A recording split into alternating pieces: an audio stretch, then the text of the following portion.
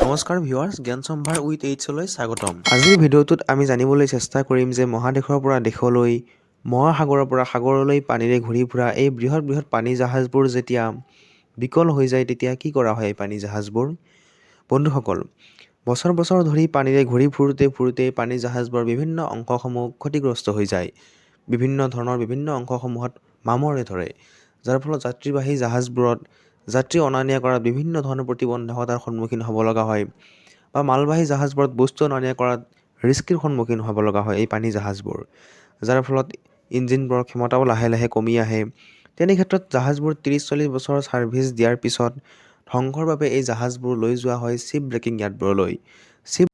যিধৰণে উৰাজাহাজবোৰ 30-40 বছৰ ছাৰ্ভিচ দিয়াৰ পিছত বিভিন্ন ধৰণে বিভিন্ন ঠাইলৈ লৈ যোৱা হয়, য'ত জাহাজবোৰ বিকল হৈ এনেই পেলাই থৈ দিয়া হয়, তেনেদৰে এই জাহাজবোৰ পানী জাহাজবোৰো এনেদৰে শ্বিপ ব্ৰেকিং য়াৰ্ডবোৰলৈ লৈ অনা হয় আৰু ইয়াত ভাঙি পেলোৱা হয় জাহাজবোৰ। শ্বিপ ব্ৰেকিং য়াৰ্ড হ'ল এনেকুৱা ঠাই য'ত জাহাজবোৰ এই বিকল হৈ পৰা জাহাজবোৰ লৈ অনা হয় আৰু এই জাহাজবোৰৰ প্ৰতিটো অংশ সৰু সৰু টুকুৰালৈ ভাগ কৰি পেলোৱা হয়। সম্পূৰ্ণ বৃহৎ জাহাজখনক ভাঙি পেলোৱা হয়। বিশ্বৰ বিভিন্ন দেশৰ বিভিন্ন ঠাইত এনেধৰণৰ বহুতো শ্বিপ ব্ৰেকিং য়াৰ্ড আছে য'ত জাহাজবোৰ ভাঙি পেলোৱা হয়।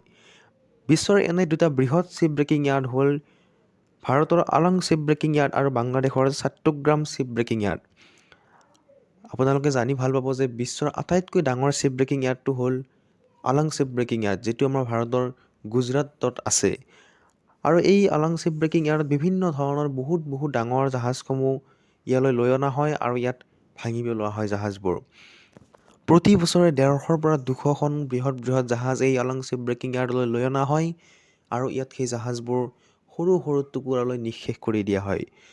2009 চনত সেই সময়ৰ আটাইতকৈ ডাঙৰ জাহাজখন CYS গেণ্ট, যিখন ভাৰতলৈ এই গুজৰাটৰ আলং শ্বিপ ব্ৰেকিং য়াৰ্ডলৈ লৈ অনা হৈছিল, য'ত জাহাজখন সম্পূৰ্ণৰূপে নিঃশেষ কৰি দিয়া হৈছিল।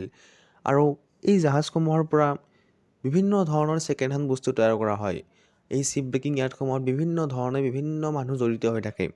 বহুতো হাজাৰ হাজাৰ লোকৰ কৰ্মসংস্থাপন এই শ্বিপ ব্ৰেকিং য়াৰ্ডসমূহৰ লগত জড়িত হৈ থাকে। এই শ্বিপ ব্ৰেকিং য়াৰ্ডসমূহত যেতিয়া জাহাজৰ অংশসমূহ উলিওৱা হয়, তাৰ পৰা বিভিন্ন ধৰণৰ বস্তু তৈয়াৰ কৰা হয়, যেনে ফাৰ্নিচাৰ,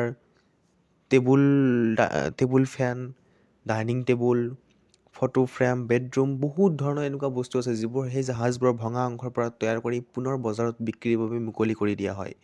আৰু এই ছেকেণ্ড হেণ্ড বস্তুবোৰ তৈয়াৰ কৰোঁতে বিভিন্ন ধৰণৰ কোম্পানীবোৰ জড়িত হৈ থাকে, তাতো বিভিন্ন ধৰণে মানুহ জড়িত হৈ থাকে। গতিকে জাহাজ এখনে 30-40 বছৰ ছাৰ্ভিচ দিয়াৰ পিছতো আকৌ কিমান লোকক কৰ্মসংস্থাপন দি থাকিব পাৰে। তেনেদৰে আমাৰ নিচেই ওচৰৰ দেশ বাংলাদেশতো এটি ডাঙৰ শ্বিপ ব্ৰেকিং য়াৰ্ড আছে, যিটো বাংলাদেশৰ চাট্টগ্ৰাম নামৰ ঠাইডোখৰত আছে। আৰু এই চাট্টগ্ৰাম শ্বিপ ব্ৰেকিং য়াৰ্ডলৈ বিভিন্ন ধৰণৰ বিভিন্ন দেশৰ পৰা ডাঙৰ ডাঙৰ জাহাজসমূহ লৈ অনা হয় আৰু ইয়াত জাহাজবোৰ ভাঙি পেলোৱা হয়। এই জাহাজবোৰ বহুত ডাঙৰ ডাঙৰ জাহাজ, আমি চকুৰে মনিবই নোৱাৰোঁ। 20ৰ পৰা 15টা ফ্ল'ৰ থকা বিল্ডিঙৰ সমান এখন জাহাজ। গতিকে এই জাহাজবোৰ ভাঙিবলৈ বহুত সময় লাগে আৰু এই জাহাজবোৰৰ পৰা বিভিন্ন ধৰণৰ বস্তু আমি আকৌ পাব পাৰোঁ।